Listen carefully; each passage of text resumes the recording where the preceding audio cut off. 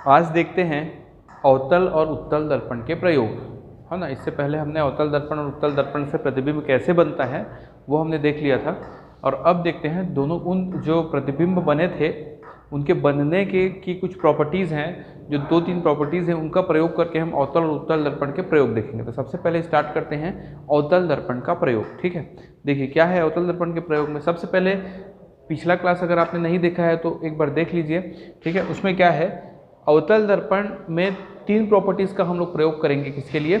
हम प्रयोग के लिए, कि क्या प्रयोग है अवतल दर्पण का, ये केवल 3 प्रॉपर्टीज़ पे डिपेंड करता है। इन्हीं 3 प्रॉपर्टीज़ को लेके जो है अवतल दर्पण का प्रयोग किया जाता है। पहला क्या है, फोकसिंग जो प्रॉपर्टी है।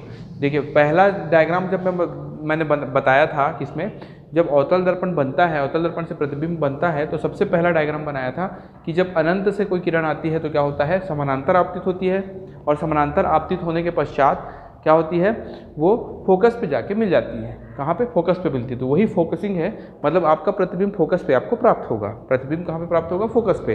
तो इसी वाली प्रॉपर्टी का प्रयोग करके हम उसमें क्या किस किस चीज़ों में उस प्रॉपर्टी का प्रयोग करते हैं, कहाँ कहाँ पे, वो हम देखेंगे।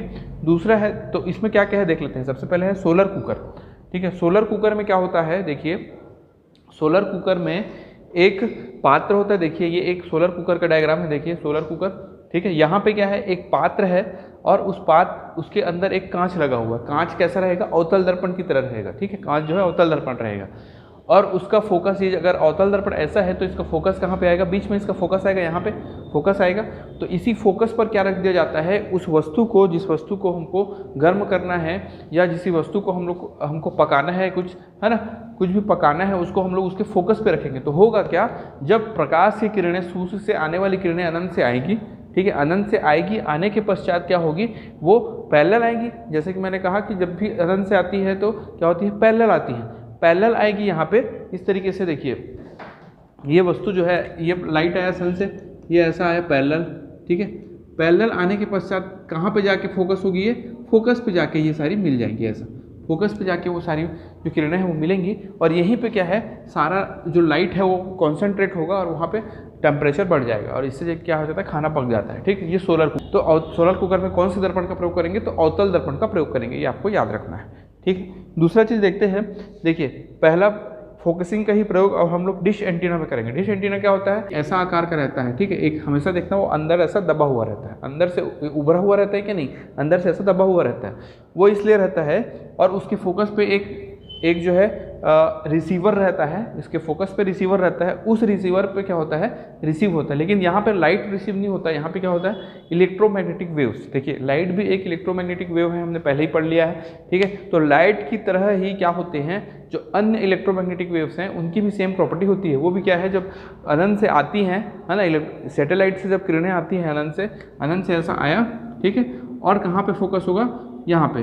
जो टेलीविज़न में जो भी आपका प्रसारण होता है वो क्या होता है, सैटेलाइट के थ्रू होता है। तो सैटेलाइट से जो रेडियो वेव्स आती हैं वो कहाँ पे कॉन्सेंट्रेट होती है, यहाँ पे फोकस पे, और वो फोकस से होते हुए फिर आपके जो है टीवी तक पहुँचती है, ठीक है। तो ये हो गया सेकेंड यूज़ इसका, ठीक है, डिश एंटीना। दूसरा डॉक्टर के हेड मिरर, आपने देखा होगा डॉक्टर के हेड में एक मिरर लगा हो, कई बार यहाँ पे ऐसा लगाया रहते हैं हम लोग, यहाँ पे मिरर यहाँ पे रहता है, ठीक है। उस मिरर का क्या प्रयोग है, वो क्या करता है, अगर आपके मुंह के अंदर किसी चीज़ पर फोकस करना है, किसी विशेष स्थान पर अगर उनको फोकस करना है, तो क्या करते हैं, उसी स्थान पर वो मिरर को ऐसा ऐसा ऐसा ऐसा हिला के जो है उसको क्या करते हैं, कॉन्सेंट्रेट कराते हैं। क्योंकि क्या होता है कि उसका एक फोकस होता है। जैसे वो जो मिरर होगा, वो यहाँ ऐसा एक मिरर है, उस मिरर में क्या है, उस मिरर का फोकस कहीं पे होगा, ऐसे, है ना, मतलब जो है लाइट बाहर से आएंगी कहाँ पे, मिरर पे, और वो टकरा के कहाँ पे जाएंगी, फोकस पे जाएंगी। तो फोकस पे जो मिलेगी वहीं पे आपको वस्तु क्या दिखाई दे, में क्या होता है कि वस्तु जो है रखी है जहाँ पर, वहीं पे हमको, जहाँ पे हमको देखना है वहाँ पे हम उसको फोकस कराते हैं, उसके फोकस को वहीं पे लेके जाते हैं। तो उससे क्या होता है, उस विशेष पॉइंट को हम मुंह के अंदर की किसी विशेष पॉइंट को हम देख पाते हैं, डॉक्टर देख पाता है, ठीक। ये इसका प्रयोग हो गया, ठीक है। ये किसका हो गया, डॉक्टर के हेड मिरर में। अब दूरदर्शी में चूंकि हम जानते हैं कि दूर की वस्तु को हमको देखना है, तो अनंत से आने वाली प्रकाश को अगर हमको कहीं पे क्या है, आपतित करनी, कहीं पे हमको फोकस करना है, तो हम किसका यूज़ करेंगे, अवतल दर्पण का यूज़ करते हैं। इसीलिए पुराने दूरदर्शी जो होते थे उसमें अवतल दर्पण का प्रयोग किया जाता था, ठीक है। अभी तो खैर दर्पण और आपका लेंस मिक्स रहता है, ठीक है। तो अभी ये 4 यूजेस किस बेसिस पे हुए, किस प्रॉपर्टीज़ के बेसिस पे हुए, तो फोकसिंग प्रॉपर्टीज़ जो हमने सबसे पहले पॉइंट में देखा था, ठीक है। दूसरी है समानांतर किरणें। जो पहला पॉइंट है उसी का अपोजिट क्या है, जो पहला हमने किरण आरेख में जब देखा था, प्रतिबिंब बनाया था अवतल दर्पण से, तो उसी का अपोजिट क्या हो रहा है, उसी के अपोजिट क्या होता है, अगर फोकस से कोई किरण निकलती है और आपतित होती है कहाँ पे, अवतल दर्पण में, तो फोकस से निकलने के बाद वो क्या हो जाती है, समानांतर हो जाती है, किसके, अक्ष के समानांतर हो जाती है, ठीक है। ये दूसरी प्रॉपर्टी है।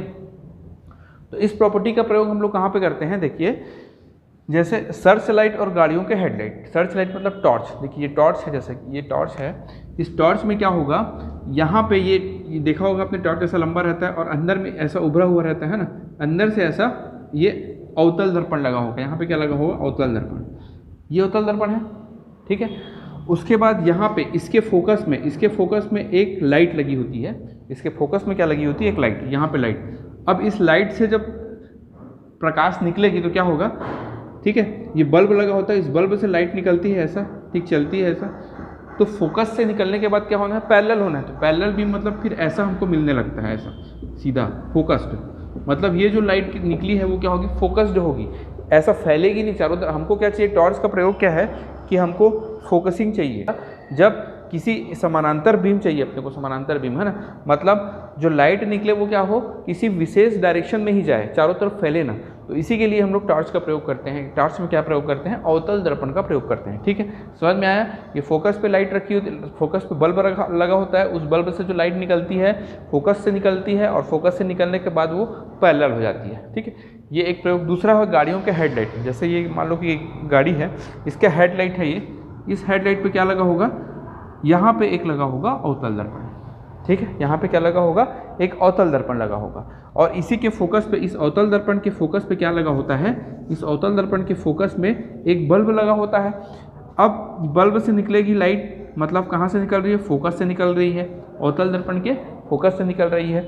फोकस से निकलेगी तो निकलने के पश्चात जब यहाँ से टकराएगी तो क्या होगी, फिर ये अक्ष के पैरेलल जो है, समानांतर जो है ऐसा निकलेगी, ठीक, ऐसा।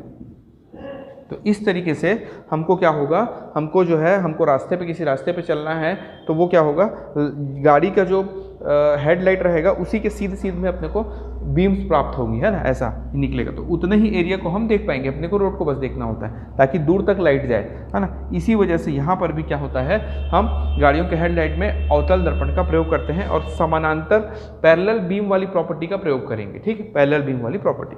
तो ये हो गया 2 यूज। अब अगला प्रयोग है आवर्धन, मैग्नीफाइंग। तो ये मैग्नीफाइंग वाला हमने किस में देखा था, जो लास्ट वाला जो हमने किरण आरेख बनाया था अवतल दर्पण में, वो क्या था, जब वस्तु जो है फोकस और कहाँ पे, पोल मतलब ध्रुव, फोकस और ध्रुव के मध्य रखी होती है, ठीक है, फोकस और ध्रुव के मध्य रखी होती है, उस समय क्या होता है, उस समय अगर वस्तु को उन दोनों के बीच रखा है, फोकस और पोल के मध्य, तो वस्तु का जो प्रतिबिंब क्या बनता है, सीधा बनता है और वस्तु से बड़ा बनता है, सीधा बनता है और वस्तु से बड़ा बनता है। ये वाली प्रॉपर्टी का प्रयोग हम किस में करते हैं, ये हम जो है दाढ़ी बनाने वाले दर्पण में, डेंटिस्ट के मिरर में और रियर व्यू मिरर, ठीक है, ये 3 हम लोग देखते हैं क्या क्या चीज़ें हैं। देखो, दाढ़ी बनाने वाला दर्पण आपने देखा होगा, वो जब आप अपने चेहरे के सामने रखते हैं तो आपका चेहरा थोड़ा बड़ा दिखता है, ठीक है, जो सामान्य है उससे बड़ा दिखाई देता है। क्यों दिखाई देता है, क्योंकि जो दर्पण का वो जो दर्पण रहता है उसकी फोकस दूरी ज़्यादा रहती है, फोकस दूरी ज़्यादा रहती है ना भाई, फोकस दूरी ज़्यादा है तो क्या होगा,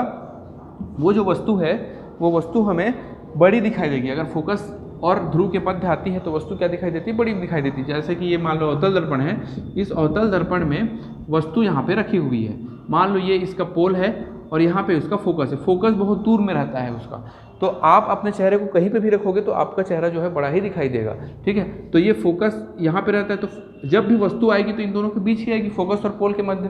तो फोकस और पोल के मध्य आएगी मतलब आपका प्रतिबिंब क्या बनेगा, बड़ा बनता है। हमने देख लिया पिछले, आप जाके वीडियो में देख लीजिए अगर आपको ये चीज़ समझ में नहीं आ रही है, ठीक है, पिछला देख के आएंगे तब आपको ये वाला क्लियर होगा, ठीक है। तो ये समझ में आया, फोकस और पोल के मध्य रखोगे तो वस्तु बड़ी दिखाई देती है, सीधी दिखाई देती है। इसी प्रयोग को हम क्या करते हैं, आवर्धन, मैग्नीफाइंग प्रॉपर्टी कहते हैं, किसकी, अवतल दर्पण की। 3 प्रॉपर्टीज हैं अवतल दर्पण की, फोकस, फोकसिंग, पैरेलल बीम और मैग्नीफाइंग, 3 प्रॉपर्टीज़ हैं। इन 3 प्रॉपर्टीज़ के बेस पे अलग अलग क्या है इसकी यूजेस है। तो अभी तक जो देखिए यूज़ तो आता है, अवतल दर्पण का प्रयोग आता है कि कहाँ पे होता है अवतल दर्पण का प्रयोग, ये हमेशा पूछा जाता है और इसमें कन्फ्यूज़न की स्थिति बनी रहती है हमेशा। तो इसको दूर करने के लिए जब आप उसको अच्छे तरीके से समझ लेंगे तो आपको जो है वो याद रह जाएगा, ठीक है। तो ये देखिए दर्पण बना, ये दाढ़ी वाला समझ में। अब डेंटिस्ट मिरर, सेम प्रयोग है डेंटिस्ट मिरर का। देखिए डेंटिस्ट मिरर क्या करता है, डेंटिस्ट क्या करते हैं, एक छोटा सा इतना छोटा मिरर होता है, देखना, वो लगाए रहते हैं अपने हाथ, रखे रहते हैं हाथ में, ऐसा है ना, पेंसिल जैसा रहता है। उसको क्या करते हैं, दांत के अंदर डालते हैं। उससे क्या होता है, जो दांत का पिछला वाला भाग है वो उनको बड़ा दिखाई देता है, मैग्नीफाई होकर दिखाई देता है। दांत के कोई भी हिस्से को देखने के लिए वो उसका प्रयोग कर सकते हैं, ठीक है। ये तीसरा प्रयोग है किसका, डेंटिस्ट मिरर का, ठीक है, अवतल दर्पण का प्रयोग। उसके बाद रियर व्यू मिरर, ठीक है। रियर व्यू मिरर कौन सा, देखिए यहाँ पे कंफ्यूजन हो सकता है। रियर व्यू मिरर मैंने क्यों लिखा है यहाँ पे, देखिए गाड़ी के एक तो होता है कि सामने में लगा होता है, गाड़ी जब आप ड्राइविंग सीट पे आप बैठोगे, सामने की सीट पे बैठोगे तो आपके ऊपर में कांच की जो ग्लास रहती है उसके ऊपर में एक छोटा सा दर्पण लगा होता है, और एक होता है साइड व्यू। साइड व्यू के लिए 2 अलग अलग दर्पण लगे होते हैं, ठीक है। तो जो सामने वाला ऊपर वाला दर्पण है वो क्या है, वो अवतल दर्पण होता है, क्योंकि आपने देखा होगा जब आप उसमें आप देखोगे तो वस्तु आपको पास दिखाई देती है, पीछे की वस्तु, पीछे की जो वस्तु है वो क्या दिखाई देती है, आपको ज़्यादा करीब दिखाई देती है और मैग्नीफाई होकर दिखाई देती है, ठीक है। तो ये मैग्नीफाइंग प्रॉपर्टी, इसीलिए इसको क्या कहें, रियर व्यू मिरर जो है इसमें प्रयोग होता है, अवतल दर्पण का प्रयोग होता है इसमें, सामने वाले में। लेकिन जो बाजू में लगी होती हैं दोनों, बाजू में जो दोनों रियर व्यू देखने के लिए लगी होती है वो क्या होती है, उत्तल दर्पण होती है। इस चीज़ को याद रखना, दोनों में कंफ्यूजन, आप क्वेश्चन की डिमांड के हिसाब से आप आंसर देंगे। यदि आपको क्वेश्चन पढ़ने से ऐसा लगता है कि वो इस मिरर की बात कर रहा है सामने वाले की, तो आप उसमें अवतल दर्पण लगाएंगे, और यदि वो साइड रियर व्यू मिरर की बात कर रहा है तो हम उसमें क्या लगाएंगे, उत्तल दर्पण ऑप्शन में आंसर में लगाएंगे, ठीक है। ये याद रखना, इसको अच्छे से याद कीजिए, ये बहुत इंपॉर्टेंट क्वेश्चन है। लाइट में अगर कोई क्वेश्चन आता है तो एक क्वेश्चन यहाँ से आना बिल्कुल 100% श्योर है, इसीलिए हर एग्जाम में आता है। तो इसको याद कीजिए, 3 अलग अलग तरीके हैं, 3 अलग अलग प्रॉपर्टीज़ हैं, और 3 प्रॉपर्टीज़ के हिसाब से उसके अलग अलग यूजेस हैं, ठीक है। Thank you. तो उत्तल दर्पण का प्रयोग देखते हैं। उत्तल दर्पण में देखिए, उत्तल दर्पण को अपसारी दर्पण भी कहते हैं, ठीक है। तो इसमें हम इसकी 2 प्रॉपर्टीज़ का प्रयोग करेंगे उत्तल दर्पण के। सबसे पहली प्रॉपर्टी क्या है, उत्तल दर्पण को अपसारी दर्पण के रूप में प्रयोग। अपसारी का मतलब मैंने समझाया था कि यदि प्रकाश की किरण उत्तल दर्पण पे पड़ती है, उत्तल दर्पण पे जब पड़ती है तो वो क्या होती है, चारों दिशाओं में फैल जाती है, ठीक है। इसीलिए इसको अपसारी दर्पण भी कहते हैं, इसीलिए इसको अपसारी दर्पण कहते हैं। तो इस प्रॉपर्टी का प्रयोग हम 2 रूपों में करेंगे, एक तो स्ट्रीट लाइट में और दूसरा सोडियम परावर्तक लैंप में। देखिए क्यों प्रयोग करेंगे, क्योंकि स्ट्रीट लाइट का प्रयोग किस लिए किया जाता है कि प्रकाश ज़्यादा से ज़्यादा दूर तक फैले और हमको रोड में अंधेरा ना रहे, बस इसीलिए प्रयोग किया जाता है। ज़्यादा से ज़्यादा हमको फैलाना है, प्रकाश को, लाइट को फैलाना है, तो फैलाने के लिए अपसारी दर्पण का ही प्रयोग करेंगे। और अपसारी कौन सा है आपका, उत्तल दर्पण। ऐसे याद रखना है आपको, स्ट्रीट लाइट में क्या होता है, हमेशा उत्तल दर्पण का प्रयोग होता है। कैसे, देखिए ये अगर एक स्ट्रीट लाइट दिख रहा है आपको, यहाँ पे लगा हुआ है एक उत्तल, ये यहाँ पे एक उत्तल दर्पण लगा हुआ है, ये एक उत्तल दर्पण है। उत्तल दर्पण के सामने में एक लगा होगा, एक बल्ब लगा है, ठीक, ये एक बल्ब लगा है, ठीक है। बल्ब से जब प्रकाश फैलता है तो बल्ब से प्रकाश आया और यहाँ पे गया, ठीक है, ऐसा आपतित हुआ यहाँ से। जैसे ही आपतित होगा तो लाइट क्या होगी, चारों दिशाओं में फैलेगी, क्योंकि ये क्या है, एक अपसारी दर्पण है। तो इस प्रकार से लाइट जो है सब दिशाओं में फैलती है और हमें ज़्यादा जो है फैलाव, ज़्यादा हमको व्यू जो है दिखाई देता है, मतलब ज़्यादा दूर तक की वस्तुएं हमको अंधेरे में दिखाई देगी। तो इस तरीके से ये इसका प्रयोग हो गया। दूसरा, स्ट्रीट लाइट के बाद सोडियम परावर्तक लैंप। सोडियम परावर्तक लैंप भी वही चीज़ है। देखिए यहाँ पे आपको डायग्राम आ रहा होगा, जो है ना स्क्रीन पे आ रहा होगा, उसको देखिए।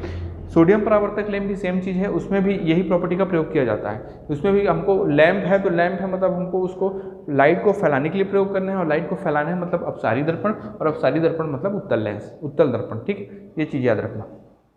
उसके बाद ब्रॉड व्यू। ब्रॉड व्यू मतलब ज़्यादा दूर तक की वस्तुओं को ज़्यादा व्यू देखने के लिए हम भी किसका प्रयोग करते हैं, उत्तल दर्पण का प्रयोग करते हैं। 2 चीज़ प्रयोग याद रखना, इन 2 प्रॉपर्टीज़ के हिसाब से हम जो है कौन कौन सा प्रयोग है ये भी हम देखेंगे, ठीक है।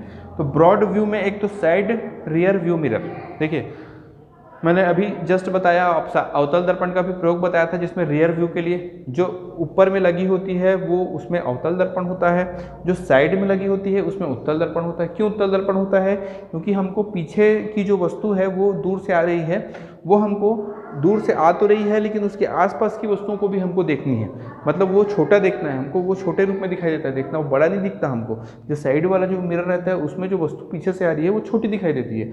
छोटी दिखने के साथ साथ जब छोटी दिखेगी तो उसके आसपास की चीज़ें भी, रोड में और कौन कौन आ रहा है वो भी हमको दिखाई दे, पूरा रोड का व्यू है, पीछे का व्यू हमको दिखाई देता है, ठीक है। इसीलिए जो है इसका प्रयोग हम किसमें, उत्तल दर्पण का प्रयोग करते हैं किसमें, साइड रियर व्यू मिरर, ताकि ब्रॉड व्यू हमको दिखे, पीछे जो आ रहे हैं रास्ता उसका ब्रॉड व्यू दिखे, और ब्रॉड व्यू के कारण जो है हमें, ठीक है, जो पीछे से आने वाली गाड़ी जो अपने को अच्छे से दिखे, ठीक है। दूसरी चीज़ें दुकानों और पार्किंग में देखा होगा आपने भी, दुकानों में कई बार एक ऐसा जो स्क्रीन पे आ रहा होगा वैसा एक मिरर होता है।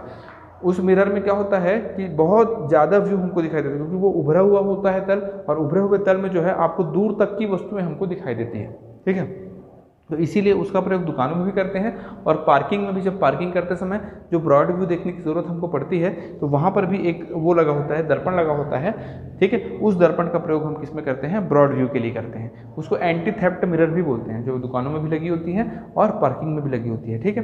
तो ये 4 प्रयोग हैं किसके, उत्तल दर्पण के 4 प्रयोग हुए, और ये इनकी 2 प्रॉपर्टीज हुई, स्प्रेड ऑफ लाइट का फैलाव, और दूसरा ब्रॉड व्यू, मतलब आपको ज़्यादा व्यू देखने के लिए। तो ये 2 प्रॉपर्टी, तो ये आपको अच्छे से याद हो गया होगा अब तो, ठीक है। उत्तल दर्पण का प्रयोग और अवतल दर्पण का प्रयोग दोनों ही आपको अच्छे तरीके से याद करनी है, और प्रॉपर्टीज के साथ कौन सी प्रॉपर्टी का कौन सा प्रयोग है ये भी आपको याद रखना है, क्योंकि अब तक एग्जाम में केवल यूजेस आते थे। अब हो सकता है कि अगर वो और लेवल को बढ़ाए तो आपको ये पूछे कि इस प्रॉपर्टी का प्रयोग, ब्रॉड व्यू का प्रयोग कौन से इन चारों में से किस में यूज़ होता है, ऐसा करके 4 ऑप्शन आपको दे सकता है, ठीक है, एग्जाम्पल के साथ। तो ये आपको याद रखना है अब, ठीक है। ये हो गया आपका यूजेस। अब अगले क्लास में हम पढ़ेंगे अपवर्जन।